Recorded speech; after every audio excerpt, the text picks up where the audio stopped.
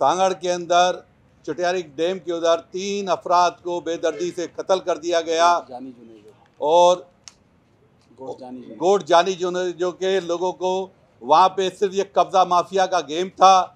200 लोग जो है खुदकार हथियारों से उस गांव के ऊपर हमलावर हुए, 3 लोग जान से चले गए, 21 से 25 के करीब लोग शदीद ज़ख्मी हैं और इंतज़ामिया बेहसी का मुजाहरा कर रही है। लवाहिकीन को कोई इंसाफ नहीं मिल रहा।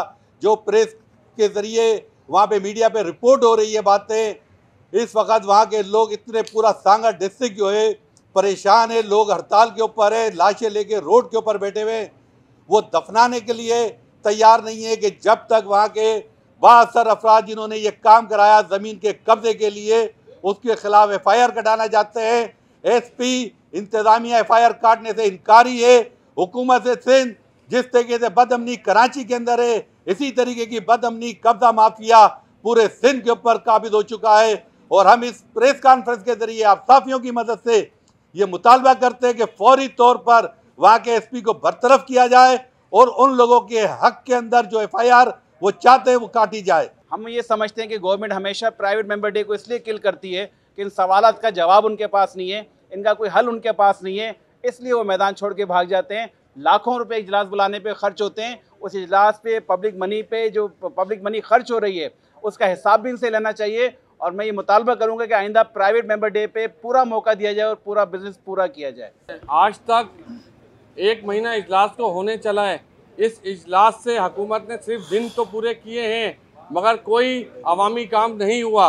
जितने अपोजिशन के मेंबरान कॉल अटेंशन कहें, अर्जेंट मोशन कहें, प्रिविलेज मोशन हो या हमारी करारदादें उसको ज़मीन दोस्त किया जा रहा है। ये असम्बली पसंद और नापसंद पे चलाई जा रही है कि किस तरीके से इजलास बुलाए जाते हैं कि पीर को 2:30 बजे इजलास होता है, मंगल को 2:30 बजे, बुध जुमेरात इजलास नहीं होता, जुमे को सिर्फ आधे घंटे के लिए सिर्फ दिन पूरे किए जा रहे हैं। तो ये सरासर नाइंसाफ़ी की जा रही है, ये हमारे मेंबरों का हक खाया जा रहा है। हमारी जितनी करारदादें थी, आज इम्पोर्टेंट करारदाद थी कि कब्रिस्तानों की ज़मीन जो कि KDA ने पाकिस्तान बनने के बाद अलाट की थी, उन कब्रिस्तानों की ज़मीनों पे कब्जा हुआ हुआ। आज वो करारदाद हमारी लगी हुई थी, बिजनेस पे थी, तो इन्होंने आज बिजनेस को नहीं लिया और इजलास को कैंसिल किया। हम इसकी सख्त अल्फाज में मजम्मत करते हैं कि सिंध असम्बली का जो इजलास चलाया जा रहा है ये अवाम के टैक्स पेयर का पैसा है, मगर आप इसकी पूरे महीने की कार्रवाई ले लें, कुछ भी इन्होंने आवाम के लिए कुछ भी नहीं किया।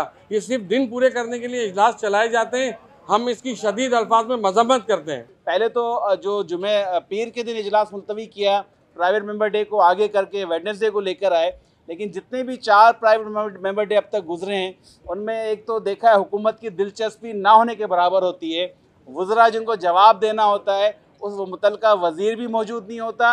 अक्सर क्वेश्चन आंसर के जवाब भी जो है पार्लियामेंट्री मिनिस्टर को देने होते हैं, या कोई पार्लियामेंट्री सेक्रेटरी खड़ा होकर जवाब दे रहा होता है, या कोई दूसरा मिनिस्टर मौजूद होता है तो वो भी अपने शोबे या अपनी वजारत के अलावा कोई जवाब दे रहा होता है।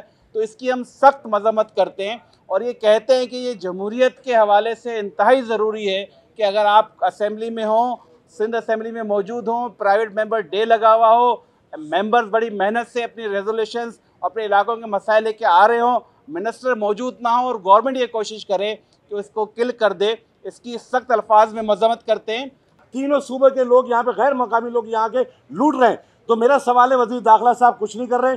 कब्रिस्तान की हालत ज़ार बहुत ज़्यादा ख़राब है, जबकि मैंने कॉल अटेंशन में ये किया था कि कब्रिस्तान की जो पेमेंट है वो 14,300। अलहमदुलिल्लाह मेयर कराची ने कब्रिस्तान पे बैनर तो लगाए मगर इम्प्लीमेंट नहीं हो रहा है। और वहाँ पे अभी 15 फरवरी से वहाँ पे नाले ओपन है, शादमान की तरफ हो जाए, सखेसन की तरफ हो जाए, मोहम्मद शाह कब्रिस्तान मेरा PS है, वहाँ पे सूरत अबतर से अबतर है। आज नासिर शाह साहब जवाब दे रहे हैं कि काम हो रहा है। और भाई काम मेयर साहब कोई नहीं, के क्लिक के जरिए वर्ल्ड बैंक के जरिए हो रहा है, उसमें जाके तस्वीरें खिंचाते। ये सरासर नाइंसाफ़ी है। मैं समझता हूँ कि हाई कोर्ट का जो डिसीजन आया इस पर फुल फेयर इम्प्लीमेंट किया जाए। सारे गदागरों के साथ साथ नशे आवरों को भी गिरफ्तार करके उनका इलाज कराया जाए। सारी दुनिया जानती है शराब फाशी की जड़ है, शराब बुराई की जड़ है। जानबूझ के इसको नज़रअंदाज किया गया क्योंकि पता है इसके पीछे किन के हाथ है, तमाम धंधे चल रही है। अगर ये आती प्राइवेट मोशन में तो जाहिर सी बात है उनको अपोज करना उनके लिए मुश्किल था क्योंकि उनका चेहरा बेनकाब होया था। हम अवामी नुमाइंदे होने के हवाले से इस शहर की, इस सूबे की इस वतन अज़ीज़ की आवाज़ उठाते हैं इस ईवान में, तो जो मसाइल होते हैं वो हमारे अपने ज़ाती नहीं होते, मफाद आमा के होते हैं। आज भी इसी तरह से मेरी तहरीक इल्तिवा थी कि बच्चों की किडनैपिंग के हवाले से ये कोई ढकी छुपी बात नहीं है। इससे पहले सारिम का केस मैंने उसमें मेंशन भी किया कि सारिम का केस हो चुका है जिसमें FIR दर्ज नहीं की गई थी और डिले किया गया। उसके बाद 2 बच्चे गार्डन में अभी तक बाजियाब नहीं कराए गए। आज कल ऐसा हुआ कि 13 साला बच्चा फ्रंटियर कॉलोनी में जो है वो भी किडनैप हुआ है, अभी तक उसका पता नहीं चला। भिटाई कॉलोनी में एक बच्ची को अगवा करने की वारदात रोनुमा हुई जो बच गई, तो उसके हवाले से और दीगर ऐसे बच्चे हैं जो अभी तक जिनके बारे में पता नहीं चल सका है, पुलिस FIR नहीं करा रही होती। तो हम इस पे तहरीक इल्तिवा लाना चाह रहे थे, तहरीक इल्तिवा लेकर आए कि इस पे बात होनी चाहिए। मेरा एक मोशन था कि उसके हवाले से क्लीननेस के हवाले से कराची जो कचरे का ढेर इस वक्त बना हुआ है, कचरे जो मेन होल्स खुले हुए हैं, गटर में गिर के बच्चे मर रहे हैं। अभी हाल में ही जो मलीर में एक 45 साला साहब जो नाले में गिरकर उनका जाँ बहक हुए हैं, उनके हवाले से कटर जो है वो बह रहा है, नालों की दीवारें टूटी हुई हैं। जो ये एक ऐसा अहम मसला है जिस पे मेरा मोशन था कि चिकनगोनिया और डेंगू इससे बढ़ रहे हैं, बीमारियां फैल रही हैं, मगर उसको आगे ले जाया गया, इसको बिल्कुल जो है कट ऑफ कर दिया गया। तो ये एक मसला हमारा अपना ज़ाती नहीं है, ये हमारी आवाम का मसला है। इस पे फ़ौरन जो है वो अमल दरामद करने के बजाय, लाहे अमल तैयार करने के बजाय, इसको हम तो ये चाहते हैं कि हम तनकीद पर आए, इस्लाह कर रहे हैं, तो इसको फ़ौरन जो है वो आगे लिया जाए।